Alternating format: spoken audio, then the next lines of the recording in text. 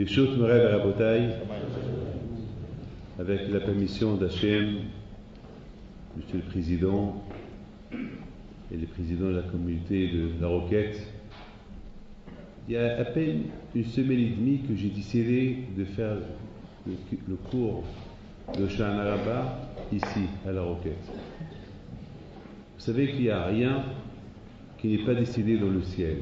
Chaque chose est décidée dans le ciel. Peut-être, à l'époque, au mois de juillet, si je ne me trompe pas, je me trouve au Canada. Et lorsque j'ai vu ce qui s'est passé dans cette rue, moi-même, j'étais en train de dire, est-ce que j'allais retourner en France? Surtout lorsque on a tous dans la mémoire, malheureusement, tout ce qui s'est passé à l'époque des nazis, ce que malheureusement ils ont fait,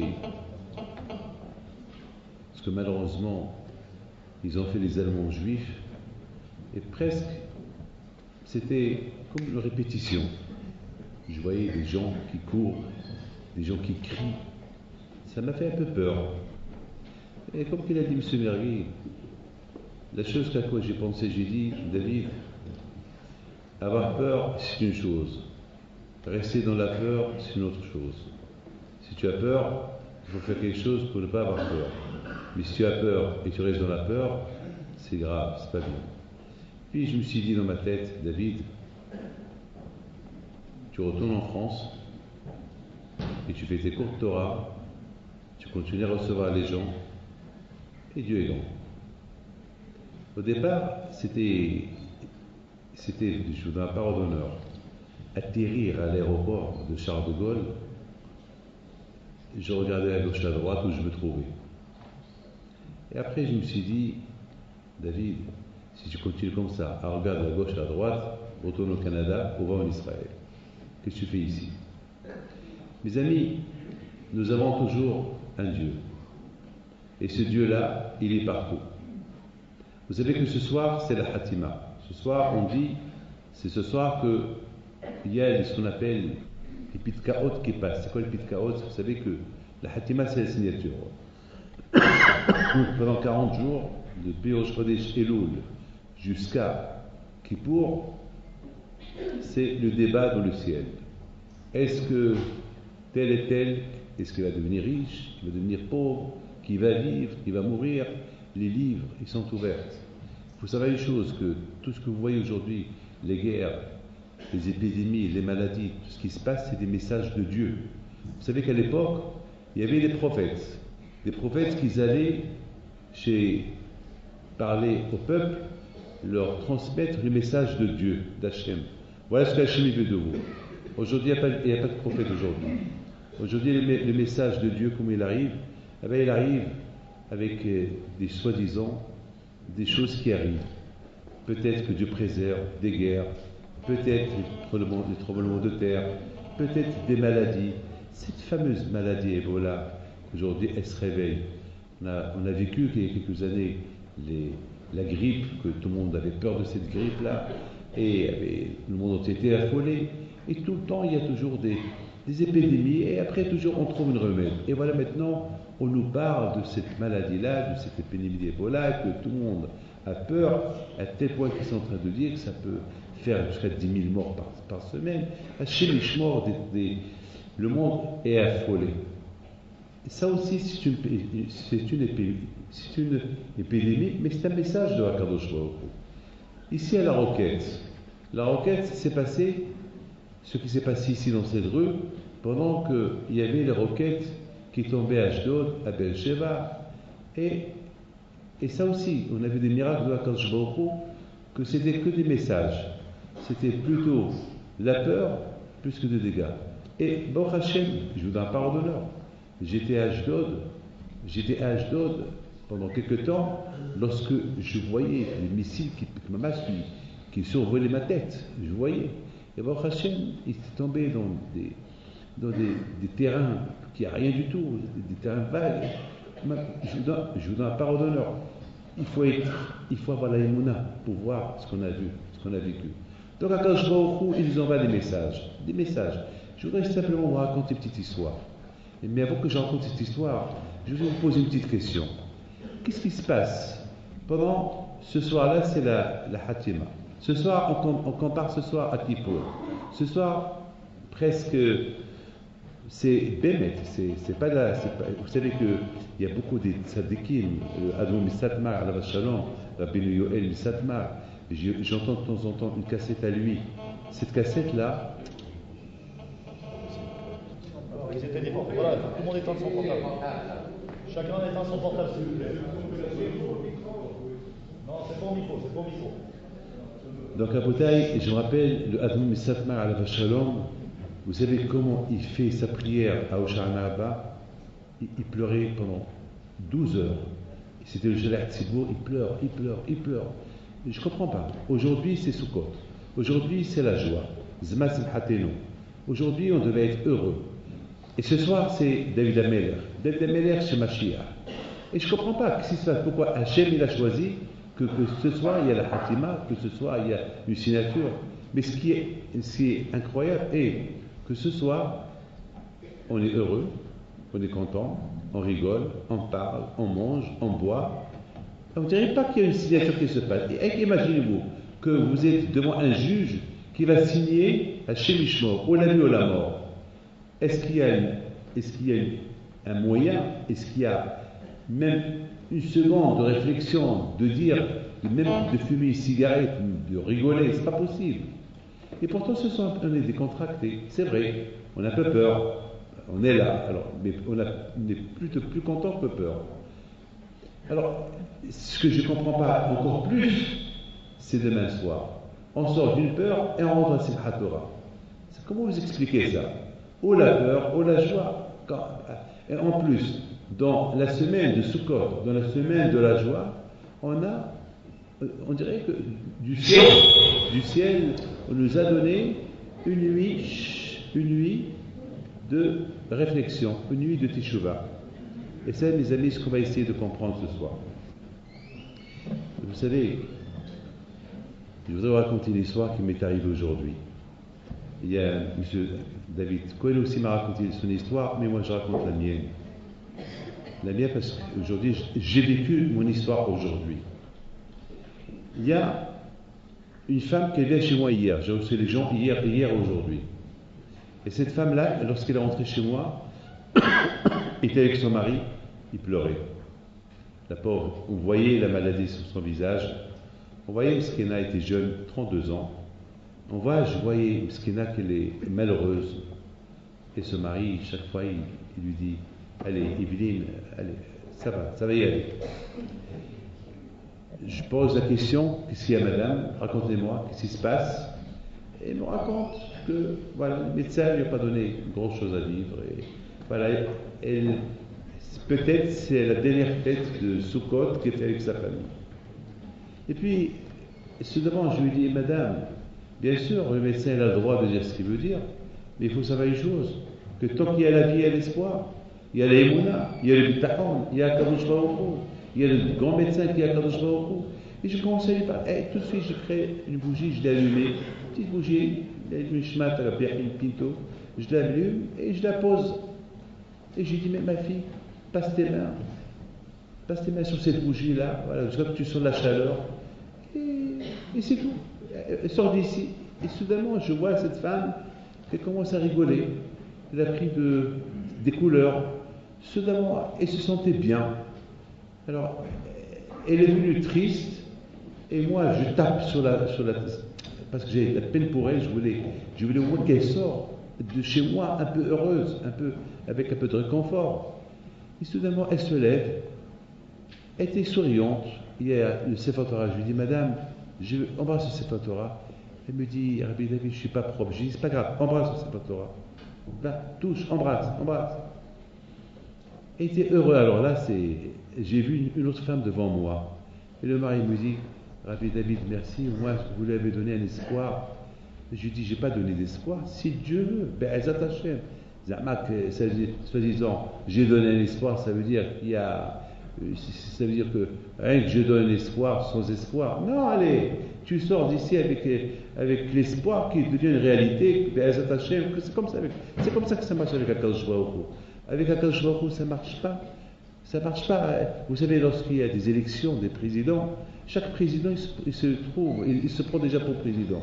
Pourquoi? Parce que s'il pense qu'il va perdre, il ne va jamais se présenter. Entre vous et moi, quand vous jouez au loto. Pendant le moment que vous jouez, vous êtes déjà des gagnants. Parce que chacun, il dit, je vais gagner. Si déjà tu achètes le loto et tu penses que tu perds, pourquoi tu dépenses ton argent? Non, déjà, au moins tu es riche pendant quelques jours. Jusqu'à qu'on t'annonce que monsieur, tu as perdu ton argent, alors tu es pauvre. Mais entre-temps, tu es riche.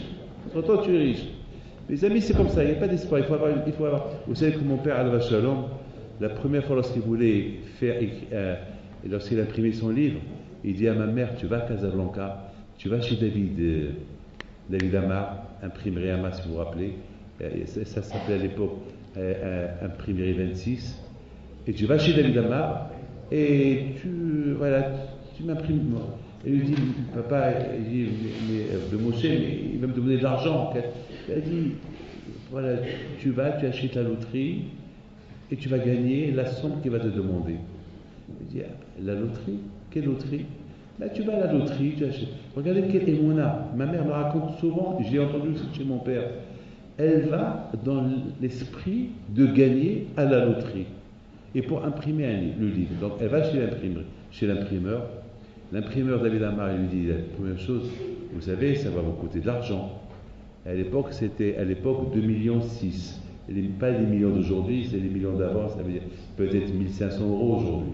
Mais à Kolpanim, c'était 2 600 000 de l'époque. Donc ma mère, elle lui dit, mais je vais t'apporter l'argent mercredi.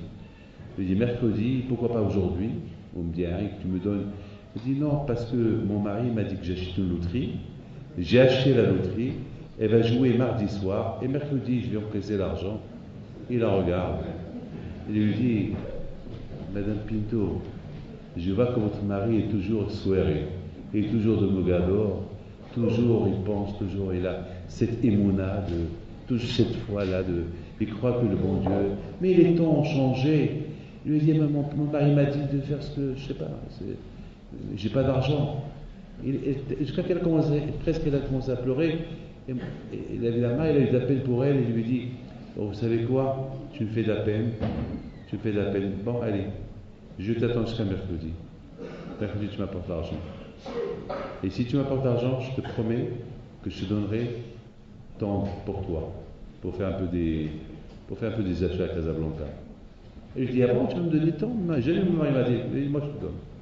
Bon, elle joue, elle achète la loterie, elle achète, elle gagne la somme que le livre devait coûter. Elle vient chez David Amar avec la somme. David Amar, il n'a rien compris. Il n'a rien compris. Comment est-ce possible? Comment tu as gagné de l'argent? Ce que ton mari, il lui dit, voilà. Bon, il a tenu parole, il lui a donné ce qu'il a promis, elle retourne à Essaouira. Mon père, la Shalom, il la reçoit, il a dit, ma fille, ça va, les livres, tu t'es arrangé avec lui quand il va te donner les livres. Ils n'ont même pas parlé de la loterie, alors que c'était fait. Ils ont même pas, même pas parlé de la loterie. Et ma mère, elle lui dit, mais comment tu savais que j'allais gagner? Eh bien, c'est un Kadosh Baruch Hu. C'est Hachem. Lorsqu'on a besoin de quelque chose d'Akadosh Baruch Hu, ben il nous donne. Il vivait comme ça. Est-ce que nous, on vit comme ça? Eh bien, mes amis, écoutez bien. Cette femme-là, lorsqu'elle est sortie de chez moi aujourd'hui, elle vient triste, elle sort heureuse. Mais est-ce qu'en sortant heureuse, la maladie elle est partie, ou toujours il y avait la maladie? Ben, mes amis, il faut savoir une chose. On vit exactement des moments comme ça aujourd'hui. Ah, j'ai oublié de vous dire. Et je lui ai dit, si Dieu veut, tu feras une fête sur Odat Odaya, une belle fête de remerciement à Kadosh Baruch Hu. Tu la feras le plus tôt possible. Voilà l'histoire de cette femme. La suite de l'histoire de cette femme, elle s'est passée, mes amis, aujourd'hui. vers 11h30. 11h30, elle vient avec le grand sourire qui était sur son visage, que le médecin, lorsque il a fait des analyses ce matin, déjà le médecin lui dit qu'il faut faire encore d'autres analyses parce qu'on n'en comprend rien du tout, parce que ces analyses-là, on ne les comprend pas, ça veut dire presque que vous n'avez rien du tout. C'est pas possible. Donc pendant 2 heures, elle est allée d'un bloc à l'autre, finalement, on ne sait pas. Tout ce que je peux vous dire, elle vient avec un sourire. Mes amis, ce que je vous raconte, c'est exactement ce soir. Ce soir, on est triste, on arrive avec une tristesse, on ne sait pas dans quel livre on va être inscrit, on ne sait pas où on va être, on sait très bien que ce soir, on appelle les malachim, les anges, ils courent à gauche et à droite, les anges, ils courent à gauche et à droite. C'est quoi ils courent à gauche et à droite? Vous savez pourquoi? C'est parce que, entre-temps, on a fait une teshuva. Écoutez très bien ce que je vous dis. Au fur et à mesure de la teshuva qu'on fait, les papiers, ils changent. Ça veut dire, dans le ciel, il y a ce qu'on appelle le Bid-Din. Il y a le consistoire. Il y a le Bid-Din. Il y a un Bid-Din, il y a des juges là-bas au ciel qui jugent. Maintenant, on le juge selon ce qu'on a fait cette année et selon la teshuva qu'on a fait pendant le Shana Kippour. On a fait une bonne teshuva, alors ces papiers, ils changent. Mais mes amis, la Hatima, c'est ce soir, c'est la signature. Et entre-temps on a fait une bonne fête de Souka, on a demandé à Kadosh Baruch Hu le pardon, et on est heureux d'être avec Kadosh Baruch Hu, et on se remplit avec plus de émouna en Dieu. Alors les papiers, ce que a été signé, ce que a été, enfin, le jugement qu'on a été jugé pendant Rosh Hashanah et Kippour, eh bien ce soir ça change. Si il y avait la pauvreté, eh bien tout de suite on dit, celui-là avec tout ce qu'il a fait, il ne va pas être pauvre, il va gagner un peu d'argent. Celui qui devait être malade, donc les papiers ils changent, les verdicts du jugement ils changent ce soir-là. Donc quelque part ce soir, on est d'un côté heureux et content. On est pas heureux et content et triste. Donc on est triste et on est content. Et avec la Yomuna de ce soir, on va rentrer dans la phase finale de Simchat Torah, ce qu'on appelle Saudat Odaya. La Saudat de remerciement à Kadosh Baruch Hu, que toi, Kadosh Baruch Hu, tu nous as écrit dans le livre de la vie. C'est ça les Yomuna que nous avons. Je voudrais vous poser une question. Pourquoi il y a Simchat Torah demain soir? C'est une question que je me suis posée tout à l'heure. Pourquoi on est obligé, c'est pas écrit dans la Torah Simchat Torah, hein? Mettez ça dans la tête. C'est nous, c'est Hakamim qui ont instauré Simchat Torah. C'est une fête de Shmini Hag Atzeret. Hachem il nous aime tellement qu'Akadosh Baruch Hu veut qu'on reste un peu avec lui. Akadosh Baruch Hu dit, aïe, c'est comme vous les papas, vous recevez la famille chez vous à la maison, et pendant 1 semaine, 2 semaines, et après, blabès, ça y est, la famille part. Et voilà, la maman elle commence à devenir un peu triste. Ça s'appelle Bibes Kabinti, ça y est, je voyage, et je vais te voir dans quelques années encore. Akadosh Baruch Hu, c'est pareil. Il était avec nous pendant 40 jours. 40 jours de chauffard, 40 jours de teshuva, 40 jours où on a vécu les Vayaravor et la Souka. Et Hachem, il a la peine de nous quitter. Alors qu'est-ce qu'il fait à Akadosh Baruch Hu? Je vous en prie, restez encore avec moi un jour. Encore un jour, et qu'un jour. Je vous pose une question. Est-ce qu'un jour qu'on va ajouter à Hachem, ça suffit? Et ça suffit un jour ou ça ne suffit pas? Hachem ne nous a pas donné à ajouter. Si on sait que Hachem nous aime, il va nous dire de lui ajouter même 1 semaine, on va ajouter 1 semaine. Alors pourquoi il nous demande d'ajouter un jour? Mais vous savez qui demande ça? C'est Hachem. Je vous en prie, que le bon Dieu vous protège. Imaginez-vous une minute qu'il y a une voix du ciel qui descend maintenant et vous dit, calme, chère communauté, je suis votre Dieu, ajoutez-moi encore 1 semaine, restez encore avec moi 1 semaine. Qu'est-ce que vous allez répondre? Dites-moi, quoi? Bien sûr, qui va dire non à Hachem? Vous savez c'est quoi être avec Hachem encore 1 semaine? C'est la Kedusha, c'est la Kadosh Baruch Hu. Ah, pourquoi il nous demande un jour? Qu'il nous demande, je ne sais pas, 1 semaine, 2 semaines. Et qui va refuser Hachem? Personne. Mais vous savez qu'est-ce qui est caché derrière un jour? Derrière un jour, il est caché 1 année. Vous ne savez pas choqué? Derrière un jour est caché 1 année. Lorsque Hachem il demande un jour, ça veut dire 1 an. 1 an. C'est-à-dire toute année. Si on sait que Hachem nous demande de lui ajouter un jour, ça veut dire que c'est toute l'année qu'on va lui ajouter. C'est toute l'année qu'on va lui ajouter. Et c'est ça ce qui fait pas la joie de la Kadosh Baruch Hu. Maintenant, mes amis, pourquoi demain soir c'est Simchat Torah? Quelle est la raison? Mes amis, il faut que je vous raconte une histoire sur Rabbi Haïm Pinto alav Shalom, mon grand-père. Rabbi Haïm Pinto alav Shalom, c'était le père à mon père, c'était un monsieur qui s'occupait beaucoup des pauvres. Beaucoup des pauvres. Toute sa vie, c'était des pauvres. Et ça, c'est une femme à Casablanca qui m'a raconté il y a 3 semaines, quelques jours avant la Hiloula de Rabbi Haïm Pinto. Elle me raconte cette femme que Rabbi Haïm Pinto, le vendredi Shabbat, chaque Shabbat, écoutez bien cette histoire. Le Shabbat,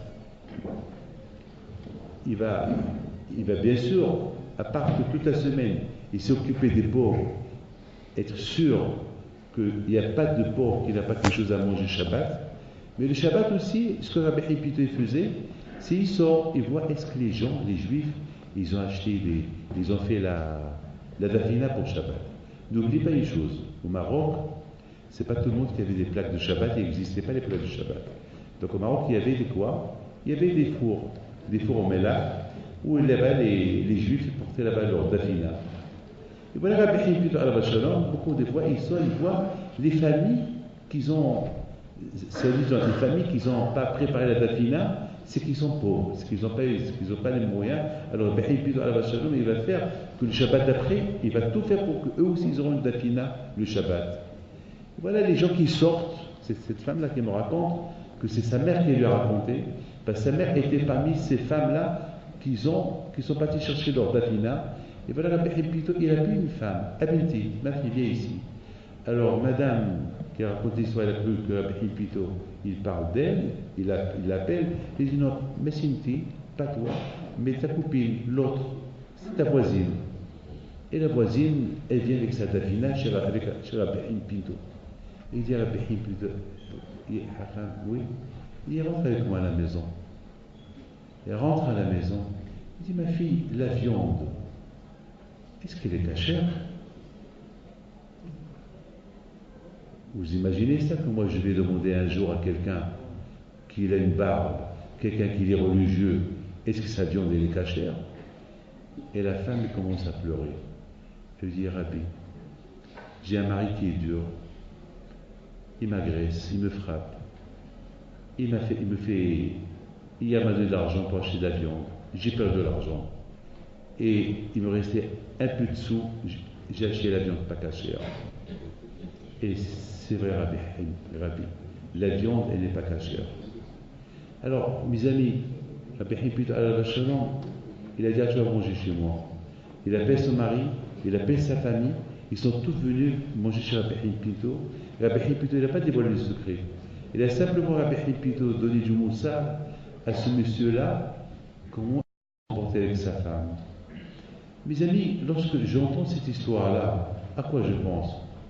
Je pense, comment Rabbi Haïm Pinto alav Shalom est arrivé à ce niveau de Kedusha, même de voir la viande pas cachère dans une dafina, et savoir que dans cette dafina, il y a une viande qui n'est pas cachère. Ben, mes amis, ça c'est ce qu'ils font. Alors, je voudrais simplement vous demander, est-ce que vous, un jour, vous pouvez être comme ça ou pas? Hein? Est-ce qu'un jour, vous pouvez être un jour comme ça? Voir que cette viande, elle n'est pas cachée, elle est cachée. Style prophète. Eh bien, je voudrais vous dire un secret. Tout dépend comment vous êtes avec Akadosh Baruch Hu. Tout dépend comment vous vous comportez. Comment est votre amour avec Akadosh Baruch Hu. Selon l'amour que vous portez à Akadosh Baruch Hu, eh bien, si vous avez le Hesed, vous aimez Hachem, et vous allez être collé avec Hachem, ce que Hachem y fait, vous le faites, eh bien, je vous donne la parole d'honneur. Hachem mettra des paroles dans votre bouche. Et vous, je ne sais pas, il va vous guider comme le GPS. Le GPS vous guide, tourne à gauche, tourne à droite, tout droit, de 200 mètres. C'est ça les tzadikim. Comment ces tzadikim, ils ont ce GPS dans leur tête? C'est la Kedusha, parce qu'ils veulent, ils ont cet amour de Akadosh Baruch Hu, ils veulent ressembler à Akadosh Baruch Hu. Alors Akadosh Baruch Hu, il les guide. Il les guide à Akadosh Baruch Hu. Il les guide à Akadosh Baruch Hu. Mes amis, quel est le lien avec ce soir? Shana Kippour, Sukkot, Hoshana Rabbah et demain soir. La Simchat Torah. Quel est le lien? Quel rapport? Ben, vous savez, tout à l'heure, j'ai dit, David, pourquoi tu fais Rosh Hashanah? Pourquoi tu fais Kippour? Parce que malheureusement, toute l'année, tu as fauté. Toute l'année, tu as fait des choses bêtes. Toute l'année, tu t'es mal comporté avec le bon Dieu. Alors, c'est la raison pourquoi, un jour dans l'année, tu fais tes Shuvah et Akash Baruch Hu te pardonne. Donc, maintenant, tu veux tourner la page. Alors, comment on tourne la page? Vous savez comment on tourne la page? C'est on reprend le Sefer Torah, parce que c'est quoi tourner la page? Ça veut dire toutes les fautes que j'ai faites l'année dernière par rapport à la Torah. La Torah elle a dit fais ceci, j'ai fait le contraire. Fais ceci, j'ai fait le contraire. Donc malheureusement, on a fait tellement fauté, donc on a besoin de faire une teshuva pour se rapprocher de la Torah. Ah maintenant c'est quoi le moyen? Maintenant j'ai fait teshuva, le bon Dieu m'a pardonné, je t'ai pardonné, ça y est. Ah maintenant reprends le Sefer Torah, promets-moi que je peux recommencer. Et c'est la raison pourquoi on fait Simchat Torah. C'est-à-dire, je me réjouis avec la Torah. Mais il ne faut pas être idiot. Je m'excuse du terme. Je ne peux pas dire à Hachem, je me rappelle il y a quelques années à Lyon, il y avait il est venu à Simchat Torah avec la voiture. Ils ont dit, tu sais, Rabbi David va s'énerver. Il leur a dit, qui s'énerve? Attends, tu rentres à Simchat Torah ce soir. Mais je suis venu pour faire un don. Je vais acheter je vais ouvrir les Echad. Attends, mais pas avec la voiture. Même les gens qui viennent en voiture, ils se cachent. Et tu stationnes à côté de la yeshiva comme ça. Il a voulu, il était un peu trafic costaud, il a déjà voulu se bagarrer. J'entends des bruits, je sens ce qui se passe. Je vois, j'ai une voiture garée à côté de la yeshiva. Je leur ai dit, mais laissez-le rentrer, qu'est-ce que vous voulez de lui? Mais laissez-le! Il est rentré. Bon, il a acheté la petite hataïcha, il a bien acheté. Voilà que... Après, il voulait acheter tous les sfarim. Il y avait 7 sfarim, il voulait tout acheter. On lui a dit, mais comment tu vas faire? Tu vas lever 7. Il a dit, non, je vais les offrir à tout le monde. Je vous donne la parole d'honneur. Ce monsieur, il a dansé. Il a dansé, il a chanté. Et moi, je dansais avec lui. Je ne l'ai pas lâché. Après, j'ai donné 2 ou 3 cours de Torah, des cours de Torah de 2 minutes, 3 minutes. Et voilà, je le bombarde. Je le bombarde avec des cours. Et à un moment donné, il vient chez moi vers la fin. Il me dit, vous savez, Rabbi David, j'habite à Mes Yeux. Mes Yeux, c'est une ville pas loin de Lyon, une quarantaine de kilomètres. Je dis, va, tu rentres. Mais c'est péché. Et tu n'as pas de famille ici. Oui, j'ai de la famille. Tu passes le Shabbat chez eux, tu passes le Simchat Torah avec eux. Et la voiture, elle restait là-bas toute la fête. Ça veut dire que c'est ça la Torah. La Torah, malheureusement, lorsqu'on ouvre les yeux, on découvre les yeux. Je répète, lorsqu'on ouvre les yeux, on découvre qu'on voit avec les yeux. Il dit le Ramchal al Shalom, il y a 2 sortes d'aveugles. Il y a un aveugle qui est né aveugle, qui ne voit pas malheureusement. Il y a un aveugle qui fait semblant qu'il est aveugle, qui ne veut pas voir. Il n'est pas aveugle, mais il fait l'aveugle. Et pour ne pas faire l'aveugle, il faut la Torah. Il faut ouvrir les yeux. C'est tout. Et lorsque tu découvres la Torah, tu découvres autre chose. Tu découvres la bonté, tu découvres tout. Mes amis, Hachamim, ils sont super. Et je remercie beaucoup Hachamim qui nous ont instauré Simchat Torah dans 7 jours de demain soir. Pourquoi? Parce que finalement, c'est ça le remède. Parce que pourquoi on avait besoin de Rosh Hashanah Kippour? Pour le pardon, pour toutes les fautes qu'on a faites. Alors maintenant, qu'est-ce qui se passe? Maintenant, pour ne pas que on tombe dans le piège de l'année dernière, alors on fait Simchat Torah. Cette Simchat Torah là, la joie de la Torah, elle va nous mettre peut-être dans le bon chemin. Écoute, je me réjouis avec la Torah, et comment je vais frotter avec la Torah? Ce que j'ai fait l'année dernière, je vais recommencer. C'est pas possible. Monsieur Merguez, si vous voulez partir, je ne veux pas vous retenir. Je sais que vous avez beaucoup de synagogues. Quand vous voulez rester, quand vous voulez partir, c'est à vous. Merci beaucoup. Voilà, mes amis. Je vais partir vite, mais j'arrive pas à arrêter. Alors, mes amis, je voudrais vous dire une chose. Ce soir, c'est Hoshana Rabbah. Hoshana Rabbah, c'est du verbe au secours. Hoshana, Hosha, au secours. Na, c'est s'il te plaît. Hoshana, au secours, s'il te plaît.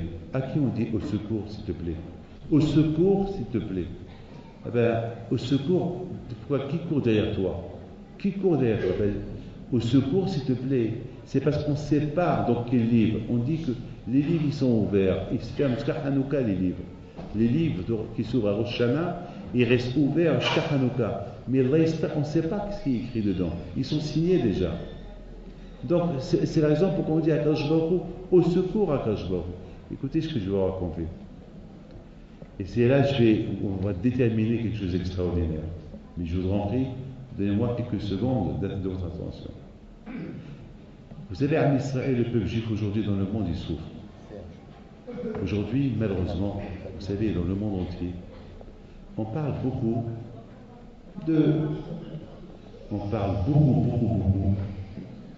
des guerres, des maladies. Mais je vous en prie, écoutez bien ce que je vais vous dire. Ce n'est pas un message.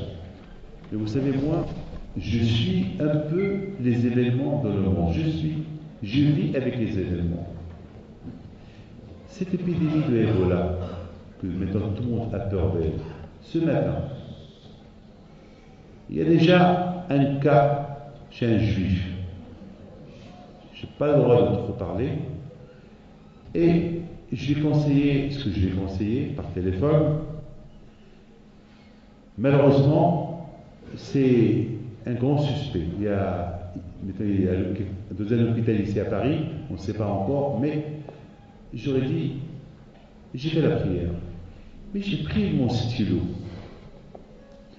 Parce que mon père, je m'appelle, m'avait dit une fois, David, avant que Mashiach va venir, il y aura deux choses qu'ils vont pousser le monde à faire une teshuva.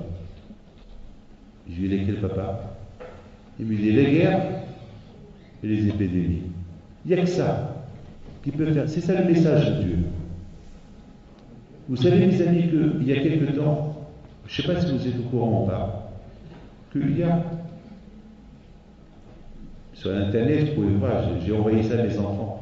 En Israël, on m'a fait voir qu'il y a beaucoup des endroits dans le monde qui entendent des sons de chauffard. Je ne sais pas si vous êtes au courant ou pas.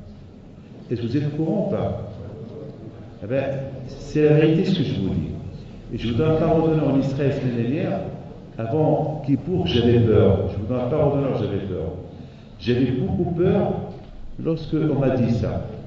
C'est-à-dire qu'il y a des sons du chauffard. C'est parce qu'avant que Mashiach va venir, il t'accable le chauffard gadol. Il va y avoir un son de chauffard. Ce son de chauffard qui s'entend un peu partout. Et j'ai vu cette émission, et mon frère qui me l'a montré. Lorsque j'ai vu, ça m'a choqué. C'est vraiment du chauffard. J'ai rien dit. Écoutez bien. Vous êtes presque les premiers à qui je raconte ça. Je n'ai pas encore rendu ça public. Je retourne chez moi à la maison. Il y avait Kippour. Et pendant la fête de Kippour, lorsqu'on faisait Vaya'avo Hashem Al-Bana Vayikra, Hashem, non, je vous parle devant les séparatoires. Je ne suis pas un rêveur, je suis un homme conscient, je sais ce que je dis, j'ai 64 ans et je ne suis pas bête dans ma tête, je suis très intelligent dans Hashem, j'ai étudié la Torah, j'écris, j'ai fait des commentaires et je suis bien dans ma tête. Et chaque fois que j'entendais Vaya'avo, j'entendais un son du chauffard. Et je vous parle devant Hachem. Alors à un moment donné, je regardais à gauche à droite, est-ce qu'il y avait quelqu'un qui avait un chauffard? J'ai dit, c'est pas possible, c'est Kippour, quelqu'un est venu. Et je vois tout le monde, il prie, mais il n'y a pas de chauffard. Je dis, alors je rêve. Alors, c'est pas une fois, c'est pas deux fois, c'est pas trois fois, c'est pas quatre fois, c'est presque toute la fête de Kippour. Bizarre. C'est ce que la Gemara dit. C'est ce que le Zohar dit. Avant que Mashiach vienne venir, on va voir des choses un peu bizarres. Écoutez ce que j'ai pensé. Ebola. Ebola, c'est, je l'ai calculé. Aleph, Bet, Vav, Lamed, He. Je l'ai calculé, j'ai trouvé le chiffre Gematria, je l'ai calculé 40, ça veut dire 44. 44, c'est le chiffre de Dam. Dam, c'est le sang. Esh, Dam va Esh. C'est quoi Esh? C'est le feu. Le feu, c'est les guerres. Donc, en bouteille, c'est ce que nous sommes en train de voir aujourd'hui.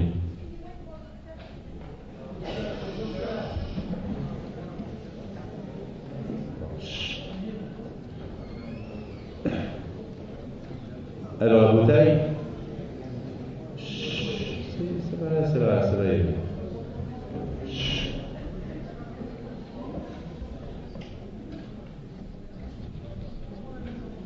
Donc, la bouteille, Ebola, Dam Vaesh. Et donc, s'il y a Dam Vaesh, Vitimot Hacham, et les bombardements. Et c'est ce qu'on est en train de voir aujourd'hui dans le monde. On voit des épidémies, mais avec les deux, je ne faut pas avoir peur. Vous savez, nous, on n'a pas peur. Pourquoi on n'a pas peur? On n'est pas concerné. On a, au contraire, dans la prière, on est bien conscient qu'avec l'aide de Hakadosh Baruch Hu, tout ce qui arrive aujourd'hui, c'est pour le bien, et tout ce qui arrive juste pour approcher la Géoula. Et voilà, ça ne me fait pas peur, ça ne devait pas nous faire peur. Ce qui se passe dans le monde, ça ne devait pas nous faire peur, parce qu'on sait que ces choses-là, c'est des préparations pour Mashiach. La bouteille.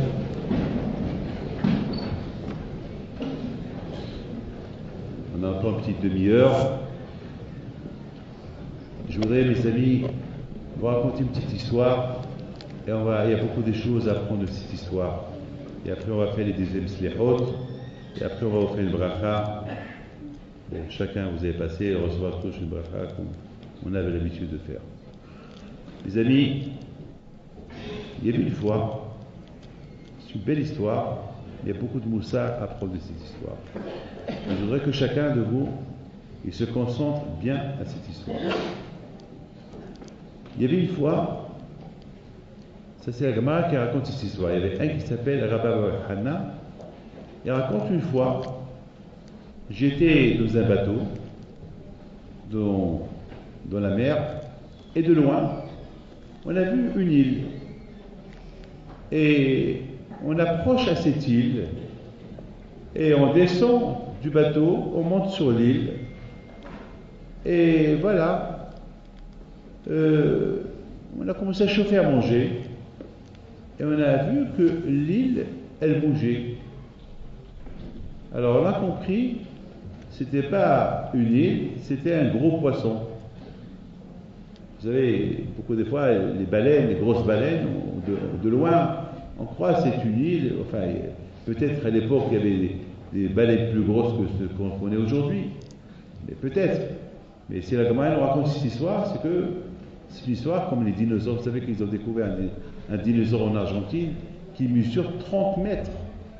30 mètres, c'est énorme. 30 mètres, c'est énorme. 30 mètres de long et 4 mètres de large, c'est énorme. Donc vous savez, tous les animaux qu'on peut découvrir sur Terre, on les découvre sur mer. Et voilà, qu'est-ce qu'il dit à Rabbi Hanna? Il dit tout de suite ce qu'on a fait, on a couru, on est monté sur le bateau. Ça, c'est l'histoire. Ah, maintenant, moi, je me suis posé une question. Pourquoi la Gemara nous raconte cette histoire? C'est quoi le but de cette histoire?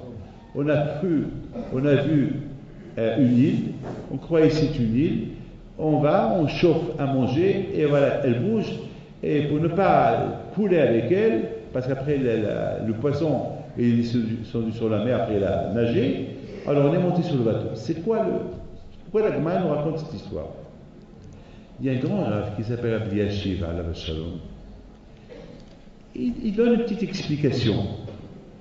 Il dit, une petite explication, mais moi, un peu, j'ai développé cette explication. Il dit comme ça. Il dit beaucoup de fois, on vit dans un monde qui nous semble qu'il ne bouge pas. Il ne bouge pas. Alors, on s'adapte à la vie de ce monde. Et voilà, on découvre que le monde, il commence à bouger. Ah, maintenant, il peut bouger, à toi de faire attention. Il bouge, il faut qu'il bouge, le monde il bouge. Où tu bouges, et tu t'adaptes à la vie du monde, à la vie de le monde où tu vis, ou bien ce qu'il faut faire, ben, il faut se sauver. Il faut se sauver. Je commençais à réfléchir. Je me dis, se sauver où? Je voudrais vous raconter mon histoire personnelle à moi, David Pinto. Vous savez, un jour, ça s'est passé, vous savez, Hachim il est extraordinaire. Quand je vois beaucoup, il me montre chaque jour des choses. Je vis avec des choses que je vois chaque jour. On vit, ben, je dois parole d'honneur. Je ne veux pas que vous soyez. Ne voyez pas devant vous quelqu'un qui vous raconte des histoires, mais je vous raconte de la vérité. Je vous raconte des choses que malheureusement, si on cherche à voir ce que je vois, ben vous pouvez voir 10 fois plus. C'est que les gens ne cherchent pas. Oh, les gens ils sont fainéants.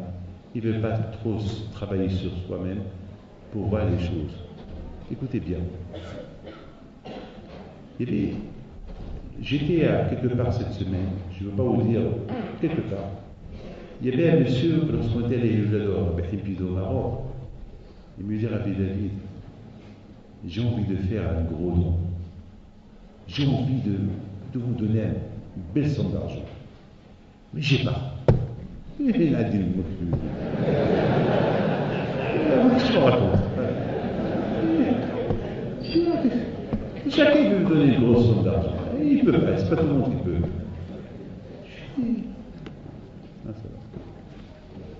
Il me regarde et me dit, Rabbi David, je suis jeune à faire. Il a vu que je rigolais. Alors, c'était, vous savez, j'ai reçu les gens sur le tombeau de Rabbi Hippi de ce fameux vendredi. Bon, malheureusement, je suis désolé, les gens ils ont attendu 3, 4 et 5 heures du film, mais les gens étaient contents qu'ils reçoivent une bracha sur la tombe de Rabbi Hippi. Donc, il a vu que je rigolais un peu, il me dit, voilà, il y a une affaire. Si je gagne dans cette affaire, il y a 20 000, il y a 30 000, il y a 40 000, et je peux gagner. Je vous donne tant. Je dis, vous savez, il y a beaucoup de gens comme toi qui ont, c'est des récitations que j'ai écoutées plusieurs fois. Les gens ont besoin, ils promettent. Une fois qu'ils sont soulagés, ils m'oublient. Alors, écoute, voilà, Rabbi Hippido est là, puis sur Rabbi Hippido, quand je vous t'aide, et si tu veux aider, tu aides, tu ne veux pas aider, je te pardonne. Écoutez bien. Et voilà. Je le vois cette semaine. Il vient me voir cette semaine. Il me dit, Rabbi David, vous vous rappelez Aïssaouira? Je dis oui. Et vous savez, je vous ai promis, Aïssaouira, que si je fais l'affaire, je vous donne 20 000. Je dis ouais. Et après je lui dis, tu as dit 20 000, 30 000, 40 000. Tu as oublié ça? Il m'a dit non, je n'ai pas oublié, mais. Alors là, je suis retourné ici à Paris. Malheureusement, l'affaire, elle a échoué. J'ai dit, alors, qu'est-ce que tu me racontes là? Alors, je me rends triste là. Moi, je croyais que tu es venu avec l'argent, là, tu me dis, il m'a dit non, mais c'est pas fini. Allez, continue, vite alors, ouais. Presse. Je lui dis, bon, j'ai la peine, mais voilà, au même moment, je pensais à vous. J'ai dit, qu'est-ce que je vais dire à Rabbi David? Je lui ai promis.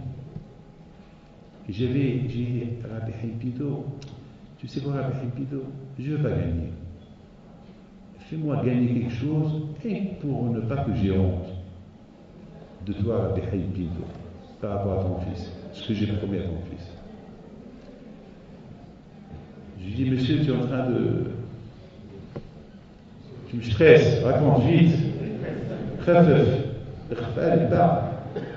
Je dis, bon, Rabbi David, vous savez, quelqu'un m'a appelé, il m'a dit, Rabbi David, il y a une affaire.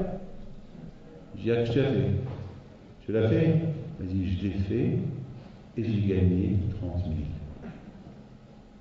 Alors, j'ai dit, alors, qu'est-ce que tu as fait? Qu'est-ce que tu veux faire maintenant? Il dit, ben voilà. Ce que je vais faire, c'est que je vais rien gagner. Je vais vous donner à vous 20 000 et je vais donner 10 000 aux pauvres. Je dis, et toi? Il dit, moi, je veux rien. Je commençais à le regarder. j'étais fasciné par ce monsieur-là. Je dis en général, c'est pas logique ce que tu es en train de faire. Mais dis non, justement, je sais que Hachem, il va m'ouvrir les portes. Et je le voyais parler de manière convaincue qu'à un moment donné, je vous donne un parole d'honneur, je ne voulais pas recevoir son argent. Il m'a fait de la peine. Je lui dis, attends, il me donne tout. Il donne tout ce qu'il a gagné, il le donne. Je lui dis, Rabbi David, je sais que Hachem, à peine maintenant, il m'ouvre les portes. Et je voyais une façon d'un juif, comment il parle avec une conviction. Je lui dis, tu sais mon fils, je prends ton argent, je te les garde, en dépôt. Le jour que tu les veux, je te les donne. Je ne les prends pas. Parce que, moi, dans ta tête, tu me les as donnés, voilà, ils sont chez moi, mais sache qu'un jour que tu les veux, je te les rends. Je te les garde parce que si je te les refuse, tu vas avoir de la peine. Vous savez, c'était quoi sa réponse? Ah ben justement, si vous n'allez pas les utiliser, je ne vais pas faire d'argent. Le bon Dieu ne va pas m'aider. Vous voyez des juifs comme ça. Vous savez qu'est-ce que j'ai? Je me suis levé, j'ai embrassé sur la tête. Israël, qui dans ce peuple-là, qui a cette émouna, ce qu'il a gagné, il le donne. Mais ça n'existe pas, ça. Mais c'est des choses qui n'existent pas. Eh bien, la réponse, elle est simple. C'est ce que je vous ai dit tout à l'heure. Tout à l'heure, je vous ai dit, tout dépend.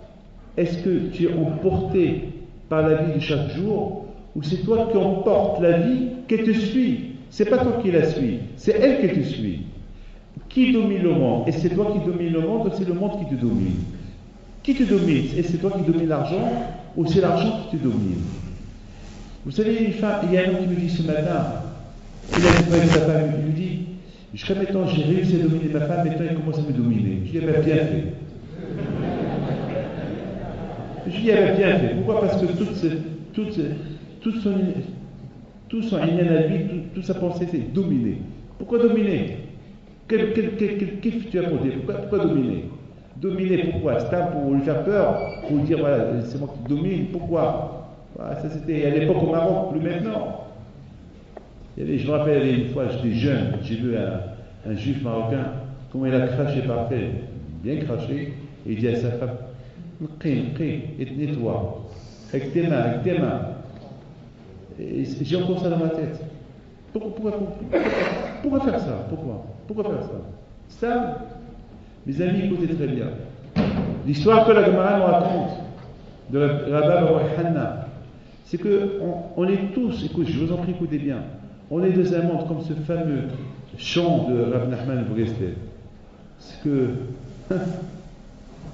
ce monde-là, c'est comme quoi? C'est comme un guécheur. C'est comme, vous savez, c'est comme là, il y a un grand pont qui est suspendu, il y a du vide à gauche et à droite, et tu fais attention comment tu marches sur ce pont-là, parce que si tu tombes, tu crèves, tu meurs.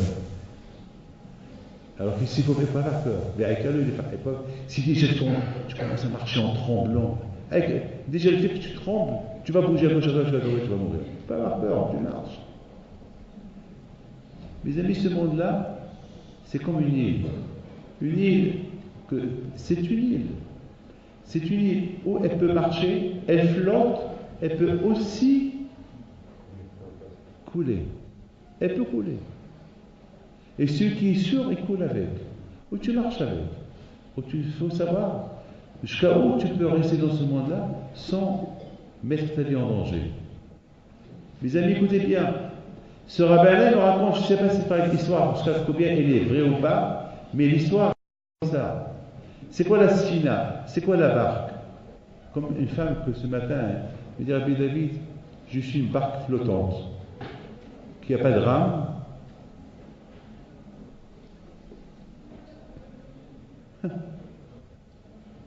Et je suis toute seule.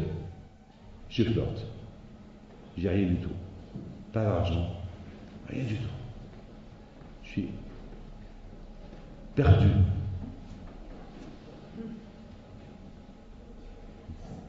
Je dis, madame, Ça n'existe pas chez un juif de dire je suis perdu. Tu pries. C'est vrai. Tu es seul. Mais ça, tu pries à Kadosh Baruch Hu.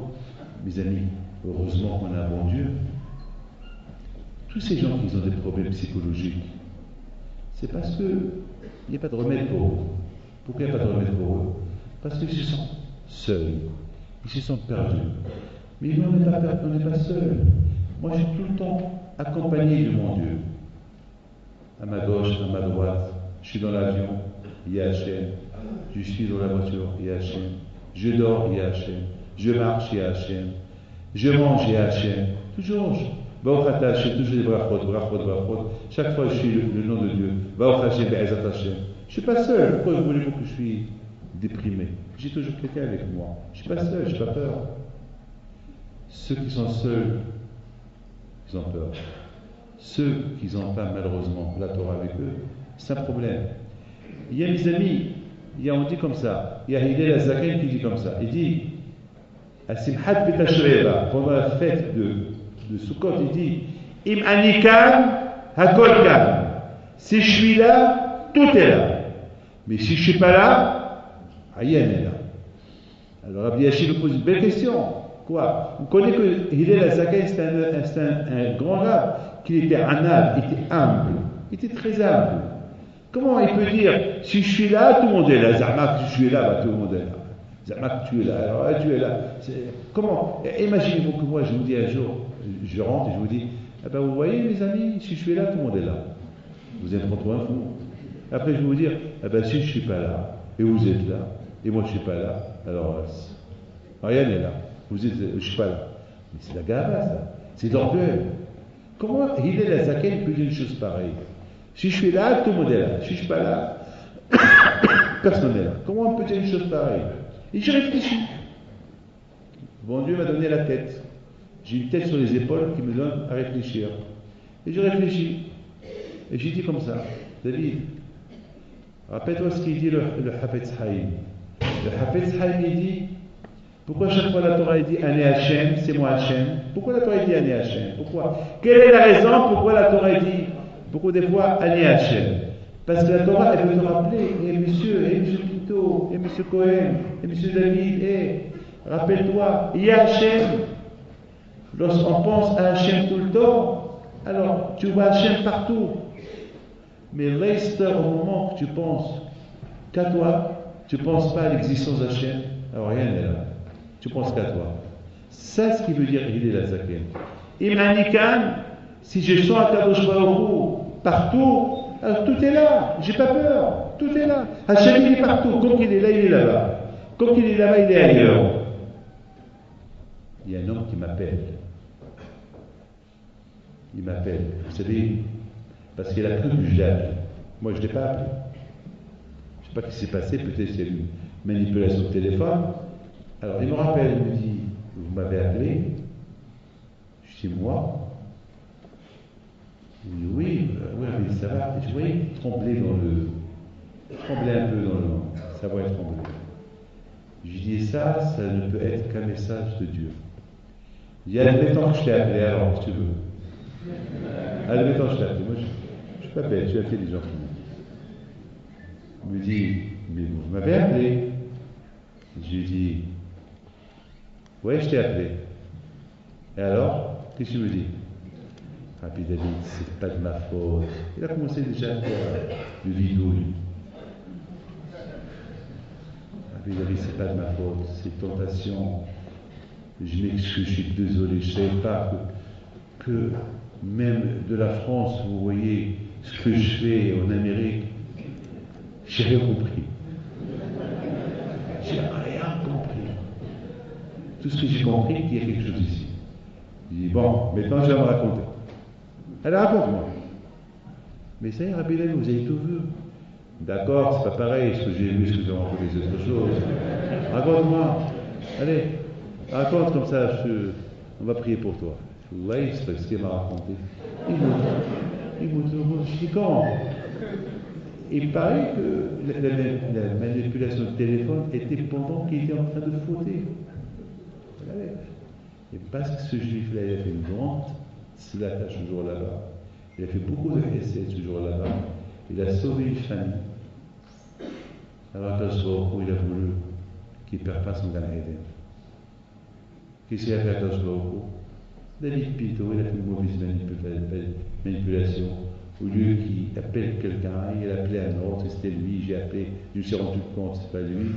Pour que ce monsieur-là, il fait des chevaux, pour ne pas perdre son Gan Eden. C'est la folie, hein, mes amis. Après, je lui dis, mais alors, mais tu sais que la chaîne, il te voit. C'est ça le problème. Au moment qu'on faute, on ne pense pas à Hachem, il me voit. Je pense que personne ne me voit. Et c'est ça l'idée de Hillel Hazaken. Im Anikam, si tu suis Hachem et tu vois Hachem partout, toujours le nom d'Hachem dans ta bouche, Baruch Hachem, Be'ezat Hachem, toujours Hachem. Alors, là où tu vas, Hachem te protège. Simchat Bet HaShoeva. Au moment, mes amis, que Hillel Hazaken était heureux pendant la fête de Sukkot, il est tellement heureux, il était tellement content et heureux de la fête que Hachem nous a donnée, jusqu'à que il sentait, on est heureux, je vous en prie. Je suis heureux pendant la fête. Je comprends votre anniversaire, vous êtes heureux pour votre anniversaire. Le mariage de votre fille, si Dieu veut, votre fille, si Dieu veut, c'est la joie de mon fils. Vous allez gagner au loto, si Dieu veut, et vous êtes gagné, vous êtes heureux. Mais on est heureux de quoi maintenant? Cette fête, c'est quoi être heureux? Est-ce qu'on voit la fête? Est-ce qu'on sent la fête? Je vous en prie, réfléchissez une minute. Est-ce que cette fête-là, on l'appelle la fête de la joie? Est-ce qu'on voit une soukha? Mais on est content de quoi? On est content de quoi? Et la Torah, ben justement, le fait que tu es convaincu, ce que la Torah, elle te dit, et tu es convaincu, tu crois dans la Torah, et tu mets de la Torah une joie, Hachem t'a demandé d'être heureux à Sukkot, et tu es heureux à Sukkot, c'est-à-dire que tu vois quand je vois partout. Parce que je ne vois rien du tout, mais je vois Hachem. Vous rentrez dans la Soukha, est-ce qu'il y a Abraham Avinu là-bas? Je ne le vois pas. Est-ce qu'il y a Tzrak Avinu? Je ne le vois pas. Mais j'ai les Mouna qui sont là. Ce soir, c'est David Amel, et je le vois. Non! Il y avait un monsieur qui s'appelle David, c'est lui que je vois. Mais oui, David Amel. David Amel, il est invisible. À quoi je suis content d'un homme invisible, quoi? C'est le soldat inconnu, quoi? C'est quoi ça? C'est quoi? C'est quoi? Eh bien, mes amis, c'est ça les Mouna. C'est ça, pour arriver à cette conviction des Mouna. Ouh là là! Il y a quelqu'un qui me dit, Rabbi David, vous avez vu votre grand-père un jour? Je le regarde. Il dit, moi, qu'est-ce que tu penses? Bien sûr, bien sûr. Et je dois regarder, il est un peu gêné. Et je dois regarder, je le fixe. Et je le fixe et je le regarde. Il est gêné. Je dis, mais regarde-moi. Non, je vous respecte. Mais c'est pas grave, regarde-moi. Je lui dis, mais regarde. Je lui dis, écoute-moi, toi, tu n'arrives pas à me regarder. Et moi, tu veux faire la roue que je vois à Bahid Pito. Je crois que c'est comme ça. Est-ce qu'on peut voir à Bahid Pito comme ça? Comme que toi, tu peux me voir, moi, je suis à côté de toi, moi, je vois à Bahid Pito. Pour voir à Bahid Pito, il faut le mériter. Mais de toute façon, une chose est certaine, je le sens. Je le sens. Il est à côté. Alors, si on sent les tzadikim, comment ne pas se sentir à Kadosh Baruch? Im Anikam, Hakol Kam. Si tu vois Hachem de partout, alors tu vois Hachem de partout. Non, si tu vois Hachem, si tu sens Hachem ici, non. Et mes amis, dans la rue, je vous pose une question. Est-ce que dans la rue on sent Hachem? Non, dans la rue on est en face à Tour Eiffel. Voilà, la Tour Eiffel elle est là. Et ça va, tu fais Shema Israël. Là tu sais, et tu fais Shema Tour Eiffel. C'est tout. Tu vois, la Tour Eiffel est en train de la voir. Qu'est-ce que tu es en train de voir? Rien du tout. Tu ne veux pas. Alors si Hachem tu ne le sens pas, moi chaque fois que je passe devant la Tour Eiffel, eh ben, je vois Hachem. Je dis, quand je vois au fond, il a fait de son monument que tout le monde vient le voir. C'est tout. C'est Hachem qui a donné à ce effet-là pour faire cette tour-là. C'est tout. C'est tout. Hachem a donné le chokma. Voilà. Il y a Hachem, il y a la même Hachem. Alors, Im Anikam, Si tu sens Akadosh Baruch Hu ici, tu peux le sentir par mes amis, dans la rue, dans la rue, quelqu'un ne sent pas Akadosh Baruch Hu, dans la synagogue, qu'il soit Akadosh Baruch Hu. Alors, et si dans la synagogue, il ne sent pas Akadosh Baruch Hu, où il va sentir Akadosh Baruch Hu? Nulle part. Et si Hashushem Anika, je ne vais pas calme, il y a rien. Vous savez, mes amis, il y avait une fois un monsieur qui avait une belle maison. Vous allez rigoler un peu là. Et ce monsieur-là, il avait une très belle maison. Et il voit une souris. Alors, chaque fois, il voit sa femme. Dès qu'il voit la souris, elle pousse des cris. Il a dit, ma fille, cette souris-là, je vais lui faire la fête. Il va, il cherche le trou, il trouve le trou, d'où la souris elle sort. Il va, il achète un piège. Piège souris. Il met là-bas un bon morceau de fromage. Et il dit, moi qu'à la souris, je vais te faire ta fête aujourd'hui. La souris, elle sent le fromage, elle sort son nez, elle voit le piège, elle pousse un cri, elle a bien compris c'est quoi, parce que déjà, la pauvre, deux de ses enfants, ils sont morts avec ce piège-là. Elles sont de l'autre côté, affolées, et la souris crie au secours. Imaginez-vous la souris qui crie au secours. Elle va au poulailler, elle voit le coq. Le coq il est en train de faire sa sieste. Coucou. Qu'est-ce qu'il y a? Au secours, qu'est-ce que tu as? Tu es en train de dire, je vais mourir. Ah ben crève. Ils sont racontent. Oui, mais tu sais, c'est le propriétaire, qu'est-ce qu'il a fait? Il a acheté un piège, il l'a mis, il va me tuer. Et je lui dis, mais tu lui déranges, tu fais peur à sa femme la pauvre. Ouais. Tu mérites la mort. Allez, va-t'en ici. Il sort. La pauvre. Le sourit. Il voit le mouton. Il va vers le mouton. Mouton, je t'en prie, aide-moi, au secours. Qu'est-ce que tu as? Ben, j'ai un grand problème. Voilà. Il m'a mis le propriétaire un piège. J'ai peur qu'un jour, je sais pas moi, j'oublie et je sors et il va m'attraper. Et je vais mourir. Je t'appelle.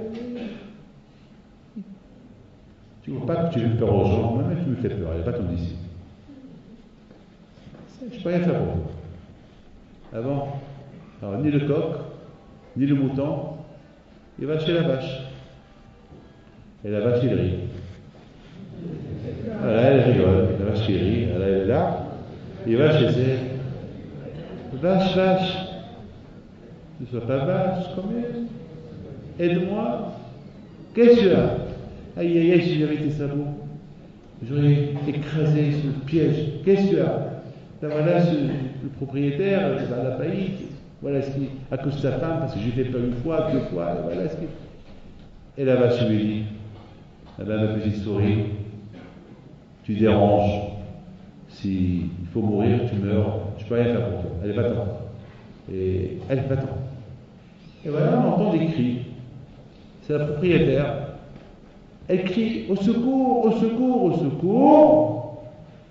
Elle ne savait pas que son mari avait le piège à la cuisine. Elle marche sans chaussures. Elle s'est attrapée son doigt. Boum. Alors il a bien coupé le doigt, ça coulait. Ils l'ont fait à l'hôpital. Et le docteur, il avait peur qu'il ne soit pas atteint de titanus. Et vous savez, pendant une semaine, il faut lui donner du bouillon de poulet. Donc, exemple, il retourne à la maison, il prend le poulet, il fait la shrita, et ça n'a pas encore, elle n'a pas gris complètement, et tu sais quoi, il faut nous donner maintenant la viande blanche, pour qu'elle la déforce.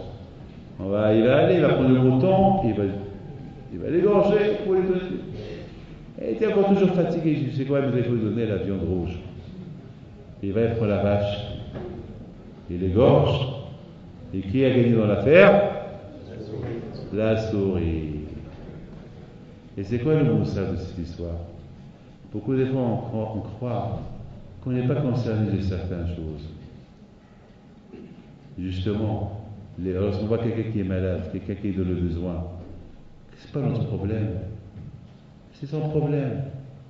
Là, justement, si tu, chez Mishmor, si tu ne considères pas les problèmes des autres quand ton problème, tu risques de tomber toi sur des problèmes qu'il avait ce monsieur-là, et lui il se sentira mieux que vous. Mes amis, moi j'ai dit autre chose. Moi j'ai dit, écoutez bien ce que je dis à Kadosh Baruch Hu. Moi c'est comme vous tous. J'ai dit à Hachem, une fois j'étais à Puteaux, et en sortant de Puteaux, pour aller là où je devais aller, et je vois de loin la Tour Eiffel, l'Arc de Triomphe, la Défense. De loin, je les ai voir aligner les 3 monuments historiques de Paris. Et je lui dis à Hachem, tu n'as pas de la peine pour toi, Hachem. Tu ne vois pas que tout le monde, il vient du monde entier pour visiter l'Arc de Triomphe.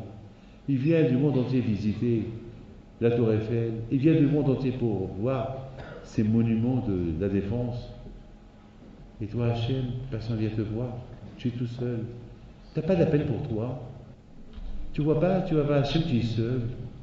Et de la peine pour toi. Nous, on souffre. Mais toi, tu dois souffrir encore plus que nous. Mes amis, sache que Hachem, il a besoin de nous pour nous entendre parler. Hachem, il a besoin que nous, on parte comme ça. Hachem, il a besoin qu'on lui dise, Hachem, ad matay usra bashvi. Jusqu'à quand, Hachem, tu es en exil? Mais jusqu'à quand tu... Nous, c'est rien, nous, on est en exil, mais nous, on n'est pas Hachem, nous, on n'est que des simples serviteurs. On n'est rien du tout par rapport à toi, Hachem. Toi, c'est toi le bon Dieu, c'est toi le roi des rois. Regarde comment on te bafoue, regarde comment personne ne fait cas de toi. On dirait que tu es inexistant. À part nous qu'on est là, on évoque ton nom du matin au soir. Hachem, sache que Hachem, il a besoin de nous entendre dire. Finalement, de cette histoire que je vous ai racontée, pendant ces moments-là, on prie tous. Chacun dit je prie, mais c'est pas vrai. On prie pour chacun. C'est une prière collective. C'est pas que moi je prie. Hachem, aide-moi, protège-moi, donne-moi. Non, Hachem, protège-nous, donne-nous, donne-leur. Donne-leur. C'est beaucoup de fois, je vais aller plutôt. J'oublie de prier pour moi. Je prie pour tout le monde. Et à la fin, une fois que j'arrive à Paris, je me rappelle que je n'ai pas prié pour ma femme, pour mes enfants. Et beaucoup de fois, je me vois. Bon, je me dis, bon, David, c'est pas grave. Hachem, il sait, si tu as prié pour eux, Hachem, il sait que le fait de prier pour eux, c'est comme Akash Baruch Hu, lui va prier pour tes enfants, pour toi. C'est tout. Mes amis, c'est ça. Pendant ces jours-là, c'est pas je suis concerné, on est tous concernés. Je prie pour vous. Et en priant pour vous, Akash Baruch Hu, il sait que mes problèmes, je vais les échapper. Mais si chacun pense à son propre problème, il ne pense pas au problème des autres, que Dieu préserve, eh bien, il se peut qu'il trouvera un remède pour ses problèmes, mais il aura les problèmes des autres. Là, il sera. Alors pourquoi tout ça? Ces fêtes-là, c'est une fête collective, une fête pour que Hachem il nous pardonne, pour que Hachem il nous donne. Mes amis, encore 10 minutes, on fait la dernière Vayaravo. Je voudrais vous dire une chose. Chacun de nous ce soir, il est venu pour la Hatima. Écoutez, je ne suis pas là pour signer. Ne croyez pas c'est moi qui va signer les verdicts du ciel. Je suis là uniquement pour vous réveiller, pour que vous faites Azat Hashem une bonne teshuva. Et ce n'est pas la teshuva de ce soir, c'est la teshuva de toute l'année. Mes amis, il faut savoir que aujourd'hui, comme que M. Nagui tout à l'heure était là, c'est vrai, aujourd'hui, le monde entier vient me poser la même question. Rabbi David, qu'est-ce qu'on fait? On reste, on s'en va. Il y a ceux qui disent qu'ils vont partir, il y a ceux qui disent l'année prochaine, il y a ceux qui disent dans 6 mois, il y a ceux qui disent.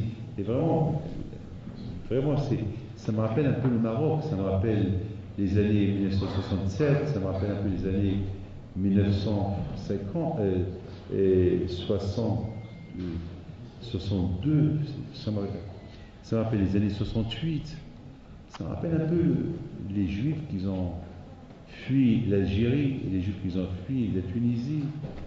Ça rappelle un peu ce qui s'est passé en Allemagne, ça rappelle un peu tout. Ça nous donne, on a vu des photos, on a vu des photos qui font un peu, qui nous donnent un peu réfléchir.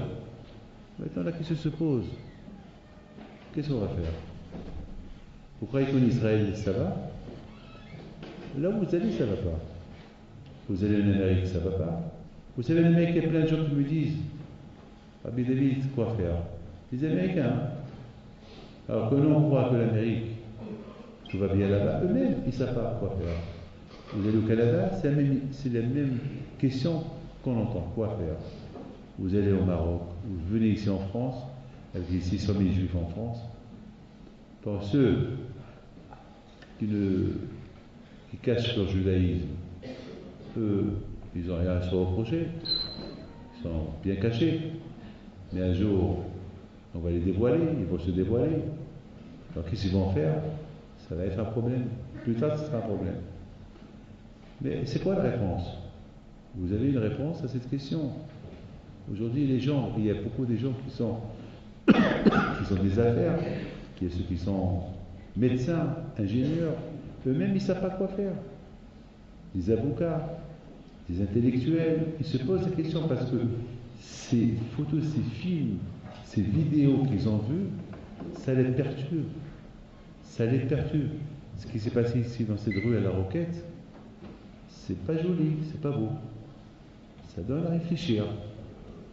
Alors, c'est quoi la réponse? Mes amis, écoutez ce que je vais vous dire. Tout d'abord, c'est pas à moi de vous donner un conseil. J'ai toujours dit que, avant que Mashiach va venir, écoutez bien ce que je vous dis. Et n'essayez pas de détourner mes paroles. La Gemara et les prophètes, ils disent comme ça.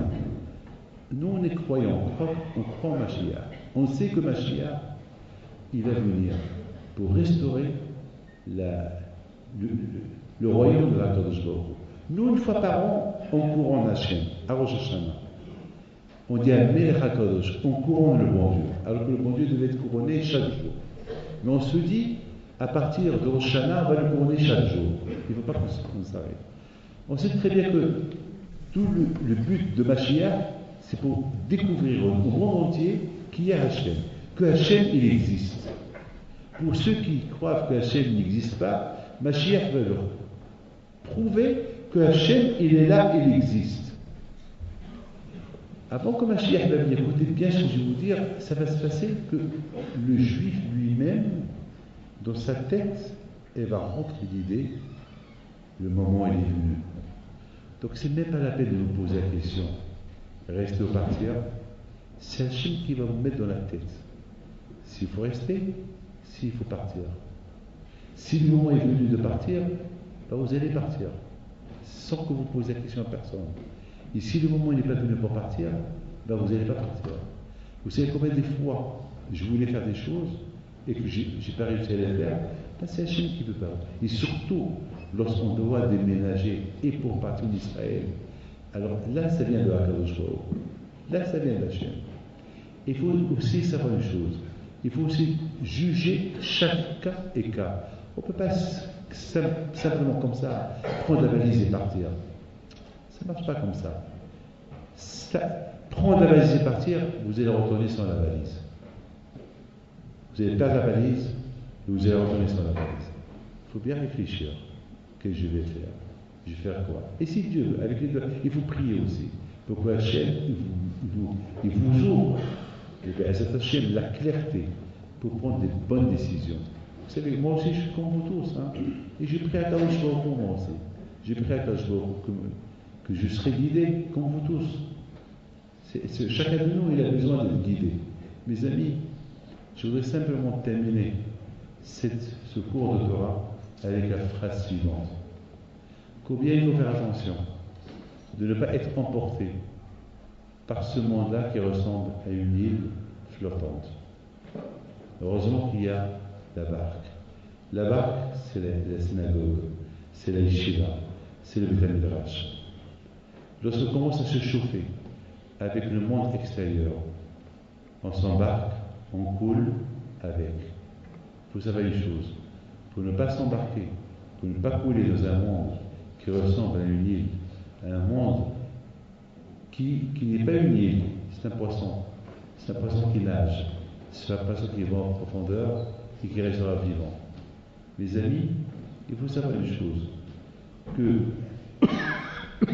si on va rester des bons juifs, si on va rester dans la Torah, si on ne va pas avoir la honte de voir Mashiach un jour si Dieu veut, il ne faut pas qu'on s'embarque dans ce monde, il faut qu'on s'embarque dans la barque. La barque, c'est la Sfina. Comme Noah, lorsque Hachem il a englouti le monde, il y avait une Teva. Une Teva. Et c'est la Teva, le Baïd Moussa, il compare la Teva, c'est Arch à la Yeshiva, un Makom Torah. C'est tout. C'est-à-dire qu'aujourd'hui, le seul endroit qu'on a, c'est un endroit de Torah. Il faut s'appuyer, vous tous, que vous êtes venus ce soir ici, chacun de vous, il a de la famille. Chacun de vous, il a quelqu'un. Chacun de vous, il a des amis. Chacun de vous, il a quelqu'un de loin. Pourquoi ne pas lui dire de méditer? Vous allez devenir tous ce soir des rabbins. Tous, si vous êtes là depuis 11h30, jusqu'à 1h30, jusqu'à 2h du matin, c'est que le bon Dieu vous a choisi à être tous des shlichim, à être tous des messagers. Ces messagers pour un jour, Dieu va vous dire merci de votre contribution. Parce que chacun de vous ce soir, il va aider Akadosh Baruch Hu à ramener un juif vers Hachem. Oui, le problème de pousser un frère, un père, une sœur, un cousin, une cousine, un ami, une amie, pour respecter le Shabbat, respecter la Torah, respecter les mitzvot. Pourquoi pas? Il ne faut pas dire, moi, l'Aïka c'est ma peau, j'ai sauvé ma peau. Noah, il a sauvé sa peau, jusqu'à maintenant on en veut à Noah. On lui dit, Noah, tu n'as rien fait pour l'humanité, tu as sauvé ta peau, puis tu n'as pas sauvé les autres. Il ne faut pas que nous, on compare comme Noah. Il faut que nous aussi, il faut inviter les gens à venir à la synagogue. C'est ça la Aliyah. La Aliyah, c'est la synagogue déjà. Déjà que je commence ma propre Aliyah spirituelle. Et après, si Dieu veut, Akadosh Baruch Hu, il vous donnera, chacun de vous, quelle décision prendre. Mes amis, je vous en prie, n'oubliez pas une chose. L'idée, elle est super, de Rabba Hana, qu'on vit dans un monde que, ou c'est à nous de le dominer, ou c'est lui qui va nous engloutir avec, ou c'est lui qui va nous dominer. L'Internet, le Facebook et tous ces éléments qui peuvent être très dangereux. Vous savez qu'il m'a dit avant-hier, je vous parle à la synagogue de Moulin-Paris, un super religieux qui étudie la Torah chaque jour. Il me dit, Rabbi David, aide-moi. Il faut que tu m'aides. Il m'a pris mes mains fort. Aide-moi. Je lui dis, si Dieu veut, une bonne parnassa. Non, pas parnassa. Grâce à Dieu, j'ai la parnassa. Alors je lui dis, quoi? Quelle aide tu veux? Il m'a dit, aide-moi que j'ai pas de ça. J'ai compris. J'ai pris son iPhone. J'ai dit, voilà ton ça. Voilà. Tant que tu le gardes dans ta poche, tant que tu vois ce que tu vois là, personne ne peut t'aider. Qu'est-ce que tu veux que je t'aide? Qu'est-ce que tu veux, au moment que tu l'allumes? Moi, je t'éteins. Je ne suis pas à côté de toi, t'éteins. Il a compris que je l'ai compris. Il a dit, Rabbi David, tu savais, une fois à Genève, j'étais à l'hôtel, il y a une femme qui vient, c'est un beau gosse, ce garçon-là. Il y a une femme qui vient, et elle a commencé à me parler. Et à un moment donné, j'ai compris ce qu'elle veut. Je lui dis, vous savez que je suis juif, vous voyez que j'ai une kippa sur la tête. Vous savez que... Alors elle lui dit, mais je sais que vous êtes rabbin, parce que vous avez la barbe. C'était la barbe du grand-mère. C'était la barbe du grand-mère. Et soudainement, lorsqu'elle a dit, je sais que vous êtes rabbin, il a pensé à moi, il s'est levé, il s'est sauvé.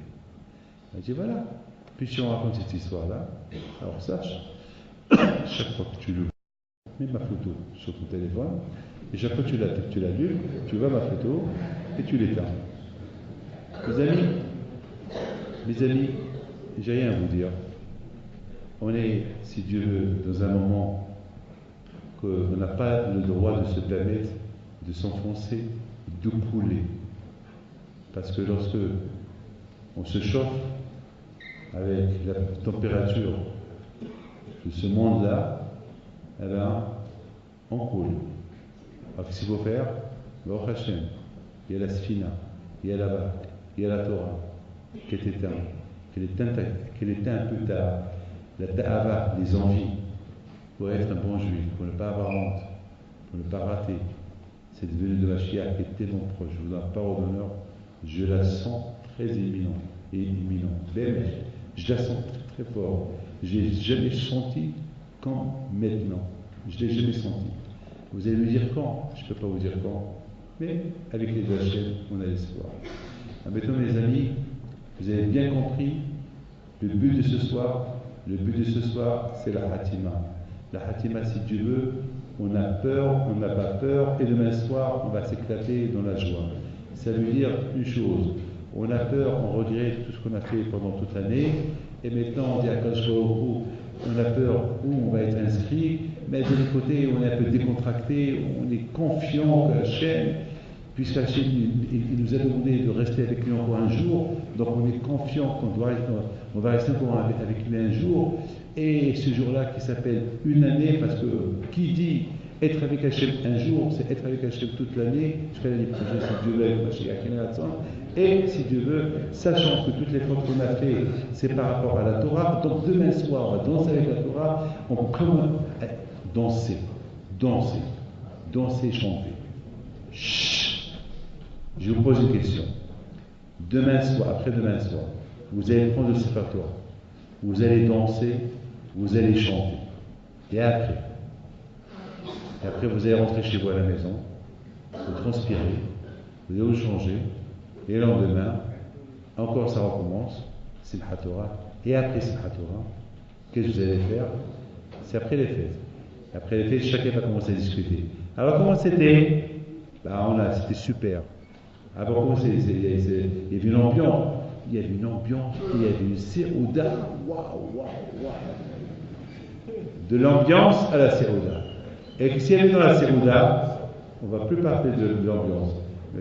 Il y avait Adam le Haut, à Gogo, il y avait de la charcuterie, il y avait la sérouda, on a emporté, on a mangé, on a bu, après on s'est saoulé, on est tombé par terre, après on nous a ramassé, oh là là, c'était l'hbel. Et t'as fait minha? Non, avec tout ce qu'on a vu, quel minha. Voilà, c'est ça, Simchat Torah. Simchat Torah, c'est que nous ressouder avec Dieu. C'est pas nous éloigner de Dieu. C'est ça, Simchat Torah. Les amis, on se lève une minute.